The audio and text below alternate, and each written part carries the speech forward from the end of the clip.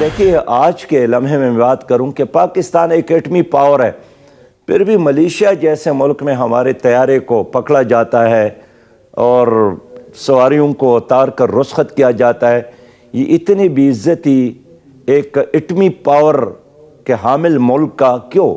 اس لیے کہ آپ کا ملک معاشی طور پر ان لوگوں نے کمزور بنایا ہے۔ ملک دو حصوں میں تقسیم ہو گیا یہ ان پالیسیوں کے نتیجے میں۔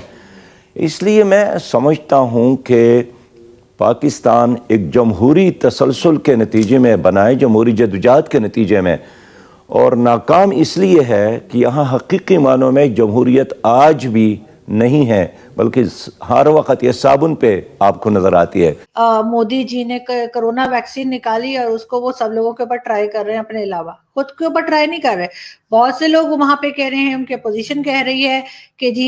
پہلے مودی جی اپنے اوپر تو ٹرائی کریں نا ویکسین، پھر ہمیں دیے گا۔ لیکن مودی جی بھی بہت ہوشیار ہیں، وہ کہتے ہیں نہیں پہلے میں دوسروں پہ ٹرائی کروں گا پھر خود لگواؤں گا۔ لیکن چلے کہیں تو پہنچے نا، ویکسین کم از کم ہو تو رہی ہے، کیسی بھی ہو، 1% صحیح، 2% صحیح، 10% صحیح۔ لیکن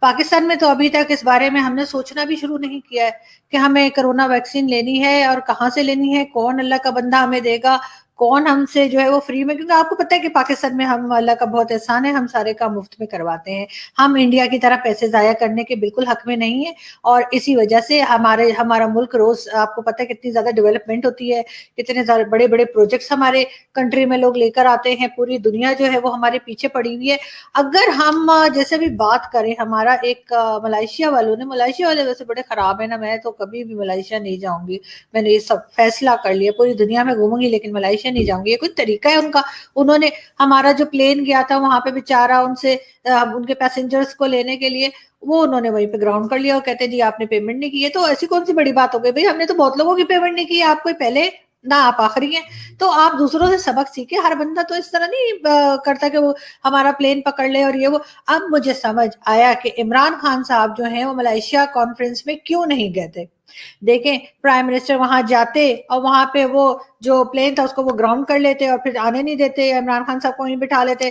چلغوزے کھانے کے لیے۔ چلغوزے سے مجھے یاد ہے، مجھے نہیں پتا ہندی میں چلغوزے کو کیا کہتے ہیں، اور لیکن یہ ہے کہ اتنے مہنگے ہیں نا چلغوزے کہ ہم نے تو اس پورے سیزن میں ہاتھ بھی نہیں لگائے، ایک نظر دیکھا تک نہیں ہے ڈرائی فروٹس میں کہ چلغوزے نام کی بھی کوئی چیز ہوتی ہے۔ ویسے آپ لوگ مجھے بتائیں گے چلغوزے کو کیا کہتے ہیں؟ وہ اتنے اتنے سے ہوتے ہیں نا، ان کو چھل چھل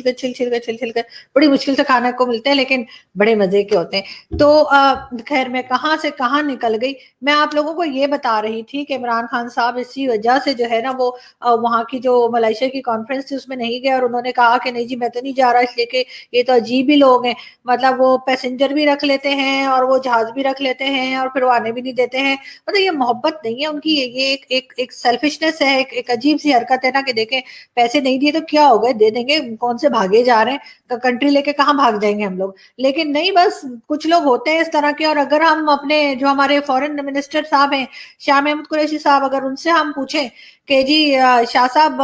بتائیے نا بھلا یہ ملائیشیا نے کیا کیا، اور ہمارا تو پلین ہی روک لیا اور ہمیں تو کہا کہ جی آپ نے پیمنٹ نہیں کی ہے، وہ جو لیز پہ آپ نے جہاز خریدے، تو وہ آگے سے پتہ ہے کیا جواب دیتے ہیں؟ وہ کہتے ہیں بھارت پورے خطے میں اکیلا ہو رہا ہے، بھارت پوری دنیا میں اکیلا ہو رہا ہے۔ ارے شاہ صاحب ہم نے آپ سے پوچھا ہے پلین کا، آپ ہمیں یہ بتا رہے ہیں کہ بھارت تنہا ہو رہا ہے دنیا میں، بھارت پورے